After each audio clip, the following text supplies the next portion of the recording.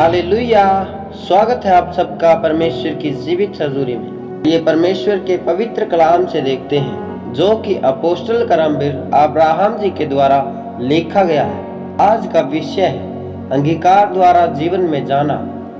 यशायाह उसका 27 अध्याय उसका 6 वचन में लिखा है, भविष्य में याकूब जड़ पकड़ेगा और इज़राइल फूले फलेगा और उसके फलों से जगत भर जाएगा। हालेलुया। प्रभु यीशु मसीह के नाम में आप सबको शांति मिलती रहे।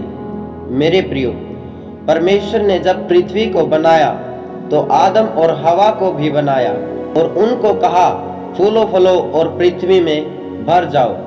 लेकिन उनके आज्ञा न मानने के कारण वे उस जगह से निकाल दिए गए, जिसके कारण आदम और हवा श्रापित हो गए और उनके संतान भी श्रापित हो गई। मेरे प्रियो, आज भी दुनिया में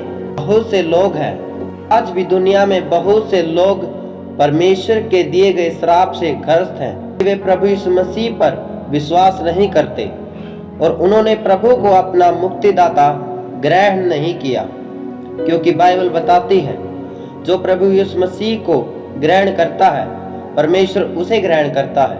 प्रभु यीशु मसीह को जगत के पापों के कारण भेजा गया ताकि वो जगत के पाप उठाकर लोगों के पाप क्षमा करें और जगत के ऊपर का जुआ तोड़ दिया जाए, क्योंकि लिखा है प्रेरितों के काम उसका 10 अध्याय उसका 43 वचन में लिखा है, सब भविष्यवक्ता गवाही देते हैं, जो कोई उस पर विश्वास करेगा उसको उसके नाम के द्वारा पापों की क्षमा मिलेगी। मेरे प्रियो, आज संसार में हर व्यक्ति को प्रभु यीशु की जरूरत है। कोई भी बिना प्रभु के उद्धार नहीं पा सकता। अगर आप प्रभु यीशु को अपना उद्धारकर्ता नहीं मानते, आपको नाश होने से और श्रापों से कोई नहीं बचा सकता। परमेश्वर ने 2 तरह के लोगों की छटनी की है। पहले वे लोग हैं जो कभी नाश न होंगे परंतु अनंत जीवन पाएंगे और स्वर्ग में परमेश्वर के साथ होंगे प्रभु यीशु मसीह के नाम में, आमीन। दूसरे वे लोग हैं जो नाश होंगे और नरक के लिए बने हुए हैं। मेरे प्रियो, अब फैसला आपके हाथ में है। अगर आप प्रभु यीशु मसीह पर विश्वास करोगे तो बचोगे, क्योंकि प्रभु यीशु नूह के बनाए गए जहाज के समान है। जो उस जहाज में जाएगा वो अनंत जीवन पाएगा, लेकिन जो इस जहाज में नहीं जाएगा उस व्यक्ति को श्राप खा जाएगा, जो यहोवा ने पूरी मानव जाति को अदन की वाटिका में दिया था, जो इस प्रकार है। उत्पत्ति उसका 3 अध्याय उसका 15 वचन में लिखा है, और मैं तेरे इस स्त्री के बीच में और तेरे वंश और इसके वंश के बीच में बैर उत्पन्न करूंगा, वह तेरे सिर को कुचल डालेगा और तू उसकी कड़ी को डसेगा।